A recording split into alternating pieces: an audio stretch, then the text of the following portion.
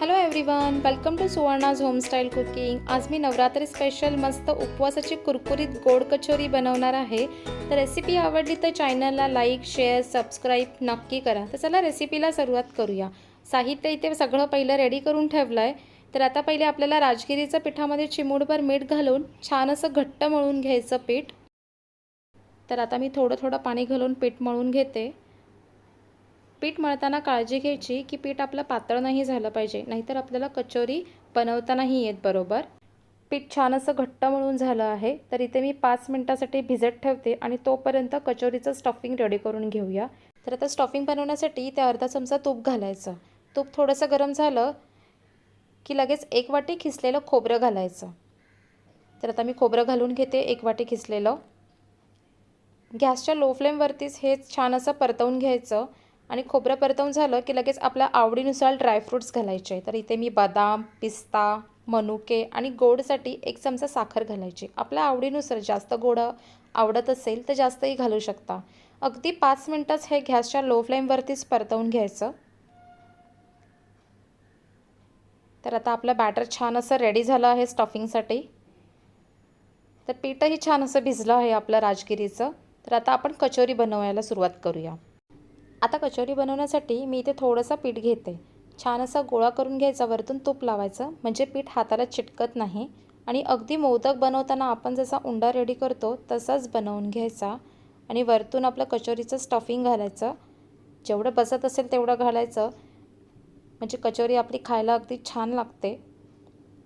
आणि अगदी मोदक आपण बांधतो ना तसंच सेम प्रोसेस करायची, फक्त इकडे आपल्याला गोल करून घ्यायचं आहे। बघा, तर असं थोडंसं असं थापून घ्यायचं आणि हळूहळू बोटांच्या सहाय्याने चांगला गोल असा शेप द्यायचा, म्हणजे कचोरी दिसायला खूप छान दिसते आणि चांगली गोल आकाराचीही होते। आपली छान अशी पहिली कचोरी बनवून रेडी आहे। माझ्या कियांशला पण माझ्यासोबत कचोरी बनवायची होती, त्यामुळे तो पण कचोरी बनवायला आला। आता आम्ही दोघेही मिळून छान अशी कचोरी बनवतोय।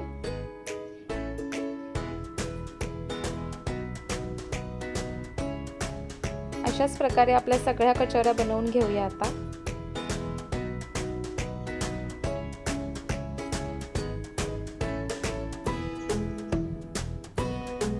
ही पण कचोरी छान अशी रेडी झाली आहे आणि कियांशने पण मस्त कचोरी बनवली आहे। अशा प्रकारे आपले छान असे सगळ्या कचोऱ्या बनवून रेडी आहेत। आता आपण तळून घेऊया। तर तळण्यासाठी मी इथे कढईमध्ये थोडंसं तेल घालते। तेल चांगलं गरम झालं की सगळ्या कचोऱ्या आपल्या एक एक करून घालून घ्यायच्या आणि उपवासाची कचोरी तळताना काळजी घ्यायची की गॅसच्या लो आणि मीडियम फ्लेमवरतीच आपल्याला चेंज करत करत तळून घ्यायची आहे। गॅसचा फ्लेम फास्ट नाही करायचं, कारण हे राजगिरीच्या पिठाची कचोरी असल्यामुळे आपण जर फास्ट फ्लेमवरती तळायला गेलो तर राजगिरीचं पीठ करपू शकतं, त्यामुळे आपली कचोरी बरोबर नाही होणार। त्यामुळे आपण आता गॅसच्या लो आणि मीडियम फ्लेमवरतीच कचोरी तळून घेणार आहे। तर आता एक बाजूने आपली कचोरी तळली आहे। तर आता मी सगळ्या कचोऱ्या पलटून घेते आणि सेम दुसऱ्या बाजूनेही मी तसेच तळून घेते कचोरी। आपल्याला 2-3 वेळा असंच पलटून पलटून ही कचोरी छान अशी कुरकुरीत तळून घ्यायची आहे।